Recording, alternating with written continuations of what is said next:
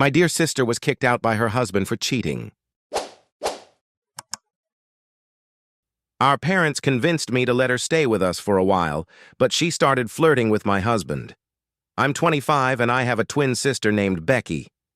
We were close as kids, but something changed during our teenage years. Becky was an exceptionally gifted student, while I was pretty average. In 8th grade, she was offered a scholarship from a very prestigious school for gifted children, and she wanted to accept. The only problem was that the school was far out of town, and the commute would take over an hour each way. Our parents suggested she live on campus, but Becky refused. She said she didn't like the idea of living at school. After much thought, our parents decided she could live with our aunt, our father's sister. Our aunt never had children of her own, never married, and our dad was unsure if she could handle that responsibility. But our aunt offered to take Becky in so she could study where she wanted. So Becky moved in with our aunt during high school, and I stayed with our parents. She came home on holidays, and we visited her when we could. For the first couple of months, everything was fine. Becky said she enjoyed school and meeting new people. I was truly happy for her and wanted her to succeed. I never envied her.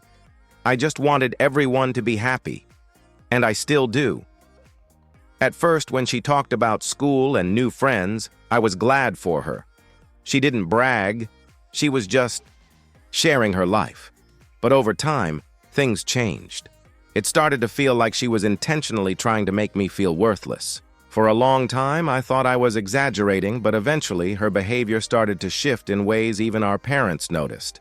Then I wondered if I had actually been underestimating the situation and that something was genuinely wrong with Becky. It wasn't obvious at first, and it took time for us to realize that Becky was changing, in a bad way. It started with small things. When we visited, she began sharing less about her life and was always in a bad mood. We didn't think much of it at first, assuming she was just tired or needed space. That's also what our aunt told us, and we accepted that explanation. But over time, Becky started lashing out at us for no reason. She was constantly irritable and angry. The school informed our parents that her academic performance had dropped dramatically and teachers were having trouble with her. This happened in her 3rd year of high school, and that's when our parents seriously began to worry. They had already been considering bringing her home, but Becky adamantly refused. She wanted to stay among others like her and believed she would never fit in at the school I went to. Honestly, it hurt to hear that. Anyway, the final straw came when our aunt called in the middle of the night. She said Becky had stolen a large amount of cash and run away. The police were involved, and they found her just 30 minutes later. She had tried to buy alcohol, even though she was underage. The police let her off with a warning, but our parents realized enough was enough and decided to bring her home. Becky was furious and made a huge scene. She resisted, but our parents insisted and made her return home and enroll in my school. They also insisted she see a therapist because it was obvious something had happened while she was living with our aunt. At first, we thought she had just cracked under the pressure of competition at her new school, because when she came back, she was very difficult. She refused to cooperate with anyone, parents, teachers, and was rude to classmates and skipped classes often. She had become the complete opposite of who she used to be. The change was slow but drastic. So, of course, our parents decided therapy was the best option to at least understand what had happened to her while she was with our aunt. We thought the problem was school-related or bullying, but sadly, it turned out to be our aunt. Apparently, our aunt was a hyper-controlling parent. In therapy, Becky finally opened up and said that our aunt was extremely domineering and over-controlling. She would act like everything was fine around us, but once we left, she became her true self, trying to control every aspect of Becky's life. According to Becky, she was forced to study every second she was home because everything else was considered a waste of time. She wasn't allowed to hang out with friends or do anything besides study. Even during meals, the aunt would play educational, content instead of letting her watch something entertaining. It was crushing for her, and she started breaking down in other areas. But she also didn't want to come home because that meant giving up a huge opportunity. She didn't want to transfer to a regular public school because she believed it was beneath her abilities. Our aunt repeatedly told her that our grandparents never acknowledged her talents or intellect, despite our aunt herself being a gifted child. Because our grandparents never saw her as special, she ended up with a boring job that didn't even pay well. She claimed she could have achieved so much more if her parents had supported her talents.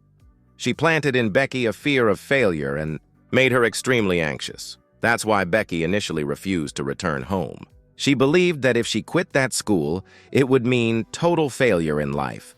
So she tried to hold on, but the pressure became too much. She began thinking about partying as a way to release stress. That's how she got caught and ended up back with us. She said she regrets it all because she lost a brilliant opportunity to become someone valuable and now believes she's doomed to fail. She saw no point in trying anymore and completely gave up. We realized just how much harm our aunt had done. But the worst part came a couple of years later, when Becky's behavior barely improved, and she was diagnosed with narcissistic personality disorder. I can't say it surprised me, but it was devastating to realize that our aunt had driven her to such a serious condition that would stay with her for life. Our parents were shocked and blamed themselves for ever letting Becky live with the aunt. Though I didn't think they were fully to blame, they did notice red flags and tried to bring Becky home. But she refused, and our aunt was very good at pretending to be normal around us, so we'd never have known the truth if Becky hadn't told us herself. Our parents even sued the aunt for damages and won. All the money went to Becky's treatment, because she needed years of intensive therapy. She barely finished school and couldn't get into university because her condition was too unstable, and our parents didn't want to risk sending her away again. She also refused to attend a local college, so she kept living with our parents. That continued until a couple of years ago when she started dating a guy named Toby who moved into the house next door after our old neighbors sold it. He knew Becky's story, because our parents thought it was important to tell him everything when they noticed Becky was trying to talk to him more and more. He turned out to be a genuinely kind and empathetic person who seemed to really like her. He wasn't even put off by her diagnosis. He told our parents he truly wanted to be with her despite everything. At first, our parents weren't thrilled, but Becky convinced them to let her move in with him after a few months of dating. Plus, he lived next door, so our parents could check in on her whenever they wanted. Eventually, they agreed because it was getting harder to justify why an adult woman was still under constant supervision. Becky moved in with Toby and our parents, continued monitoring things to make sure she didn't ruin her life or relationship. Around that time, they helped her get a job at a friend's startup as a secretary because she was tired of being at home. They picked something simple so she could ease into it and grow over time. Everything was going great for her. After nearly a year of living together, she and Toby decided to get married. Since they were already living together, our parents approved, thinking it would be good for her. She even quit her job to become a housewife. Honestly, life with Toby really seemed to help her.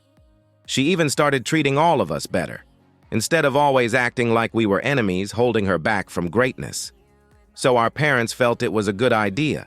2 years ago, Becky and Toby got married. I myself only got married last year, to my boyfriend of nearly 7 years. We met in college and had been together ever since. My husband, Jack, knew all about Becky from the very first time I introduced him to my family, when she started shamelessly flirting with him. I told him about Becky's diagnosis and warned him that she might act strange. But I didn't expect her to openly flirt with him right in front of me. It was incredibly inappropriate, and I had to ask her to stop more than once until my mom finally snapped and told her to go back to her room. After that, everything became very awkward, and we had to explain to Jack that she was just like that. You never know what she'll do. She literally has no brakes. She would often say things on purpose just to hurt us and trying to flirt. With my boyfriend was definitely a way to get a reaction. But that was their first interaction, And after that, Jack just started ignoring her. She quickly lost interest when she realized he wasn't reciprocating, and she began ignoring him too. So they never really got along, and I didn't think they needed to. I decided to leave everything as it was. But Becky was invited to my wedding, just as I had been to hers, because our parents wanted us to at least pretend to be a happy family, even if we weren't. Becky was head over heels in love with Toby, and when they were together, she genuinely became kinder to everyone, so I thought maybe it really was. Time to try being a family again. We started having monthly family dinners, trying to rebuild our relationship, and we were actually succeeding. Over the last couple of years, we made serious progress. I think you could even say we were a happy family. But apparently it was too good to be true, because we recently found out Becky had been cheating on Toby for about a year. We were all shocked because we always thought she and Toby were crazy about each other. And it turned out she was having an affair not just with anyone, but with one of his co-workers. It was a huge blow for the whole family. Toby immediately filed for divorce once it all came to light. He found out by accident Becky left her phone unlocked and walked out of the room. And right at that moment, her lover texted her. It seemed like she wasn't even trying to hide it anymore. I think she just got careless because she'd been cheating for so long and getting away with it, and eventually got caught. In any case, Toby couldn't be convinced to forgive her, and I don't blame him. Who would forgive something like that? After a long divorce process, they decided to sell all their property, including the house. Toby sold it, and they split the money evenly. After the divorce, Becky moved back in with our parents for a while, but they kept asking me to take her in. She kept complaining that living with our parents made her feel like a total failure. Like, after a failed marriage, she was back living with mom and dad.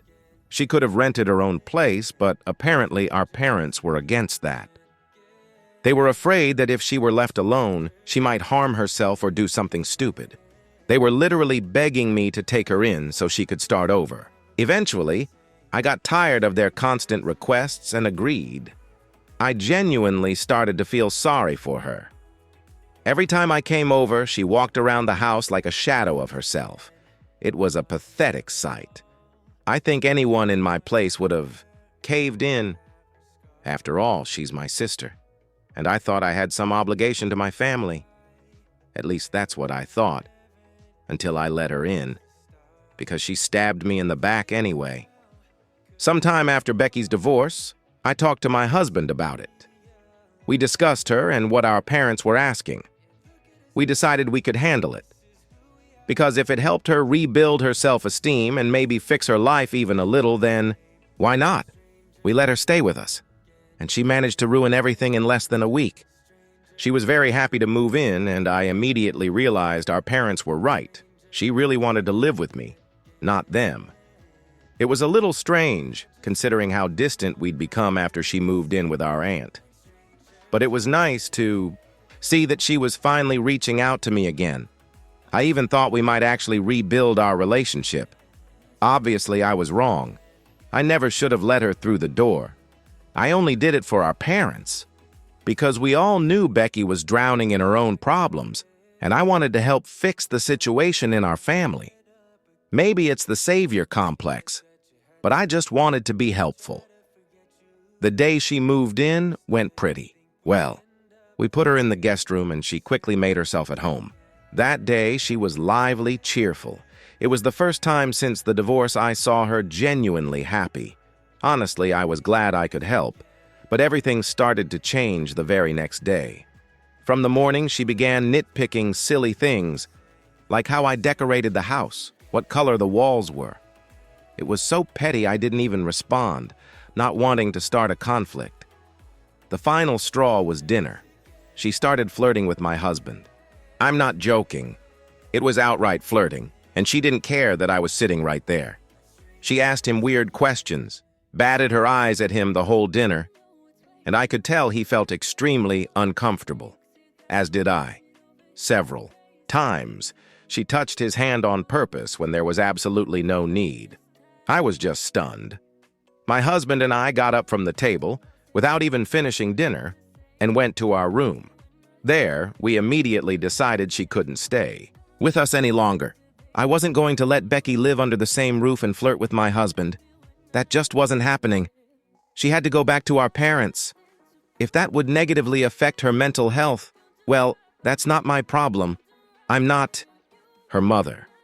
I wanted to do something nice for the family by taking in such an unstable sister, but obviously, some people just can't be saved. They'll never be grateful. I should have known that. But I guess the human part of me still felt sorry for her and wanted her to get better. Because she's my sister. After dinner, I called our parents and told them what happened. I expected them to be just as outraged as I was and demand she return home. A third move back to our parents would have hit her hard, and she'd probably shut down again. Our parents were sorry it happened, but they told me I had two choices, either accept the situation or give her our house and move out. I didn't even understand what they meant by give her the house, because that's not how things work. You can't just hand someone something that doesn't belong to them. Not a husband, not a house. Anyway, I told them that was absurd and that they needed to take her back. But they said I was overreacting and that nothing serious had happened. After all, if I trusted my husband, I had nothing to worry about.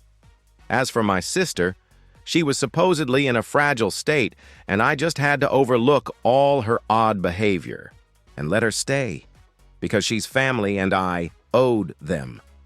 That's when I lost it. I told them I didn't owe them anything, because she's their daughter, not mine. And taking care of her is their responsibility. I used to think I had some obligation to them, which is why I took her in.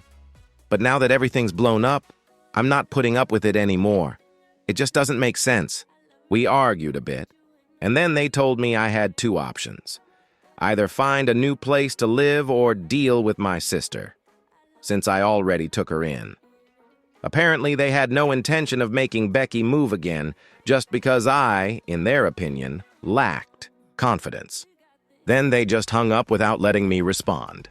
My husband and I were furious. It was unbelievably bold, and I couldn't believe they seriously thought things would go their way. We went back to the living room where Becky was and told her that her behavior was completely unacceptable, and we didn't feel comfortable with her living with us. She responded with a hysterical outburst. She started yelling at me, accusing me of being jealous of her my entire life. She said the only reason she even wanted to move in with us was to be closer to my husband, not me. Supposedly, she had noticed the way he looked at her when we visited, both during and after her marriage. She knew he wanted her, but said I kept getting in the way. So she decided to move in to make it easier for him to confess his feelings. We were absolutely stunned. It was so insane, it didn't even make sense. After a few seconds, my husband told her to get out and never come back. And that actually seemed to surprise her. She clearly didn't expect that. She tried to act offended and claimed she knew what she saw, and that he was only denying it now to avoid ruining things with me. I snapped and yelled at her to get out. She shouted back, saying she was going to leave anyway because she had no interest in living with a bunch of losers like us. She packed her things quickly and left. We had no idea where she went, and after that, we just wanted a quiet evening, so we went to bed. Unfortunately, our parents couldn't find her. Becky wasn't answering calls and never came back home. So basically, we had no idea where she was. Long story short, our parents blamed me. They said my husband and I pushed the situation too far, and I think that's incredibly unfair. Although, to be honest, I do feel a little guilty. Maybe, if we had been just a bit kinder, none of this would have happened. So, am I wrong for kicking my narcissistic sister out? Update 1. A few days have passed since I posted, and I just wanted to let you know. We found her. Becky had been staying with a friend outside the city, which is why no one could find her. She's fine, still just as detached from reality and just as crazy as ever. When our parents found her, she refused to come home, said she was too good to live with her family and wanted her own place. She said she was tired of depending on people. First Toby, then our parents, and now she wanted her own home. And guess what? Our parents agreed. Of course, neither she nor my parents apologized to me or my husband. They just sent me a message with the news and added that I should at least be grateful nothing bad happened to her. They said they're going to buy her an apartment soon so she can start saving and begin a new chapter. I don't know why they thought I needed to know this, but I guess it's good they told me. Now I really know where I stand in their priorities. Clearly, my happiness doesn't matter to them, but at least now I know. Update 2. Well, it happened. They actually bought her a new apartment. At least this time they didn't bother telling me directly. I found out from mutual friends, because Becky hasn't stopped posting about it on social media. After we kicked her out, she blocked us everywhere, probably out of shame for the insane scene she caused. Honestly, I don't care at all. Our friends don't even know what she's doing with her life anymore. She's just not worth my attention. I tried to be kind to her and got burned. I'm done. I don't want anything to do with her anymore. She's not worth my time or energy. We're still not speaking to our parents. And I think they still blame me for Becky going missing. For a couple days, even though nothing happened to her, and in the end she got exactly what she wanted. Honestly, she should be thanking me, because getting kicked out is what led to her getting a new place. Either way, my husband and I are doing great. He's my only family now. Update 3. Hi. It's been a month since Becky moved in, flirted with my husband, and was immediately kicked out. As you know, our parents then bought her a new apartment so she could start saving up. The crazy part is, so much time has passed, and nothing has changed. Not with Becky, not with our parents. Neither of them has changed. I've stopped hoping they ever will. Some people are just too selfish to care about anyone but themselves. Becky is a narcissist. She probably needs therapy, but I'm not going to be the one to tell her because she's not my family anymore. My husband and I are doing well. We're holding on to each other tightly and we're happy. That's all that matters to me. As for my parents and Becky, they can go to hell. Thank you for watching this video until the end. Check out our previous video right here. Make sure to subscribe to the channel, and good luck.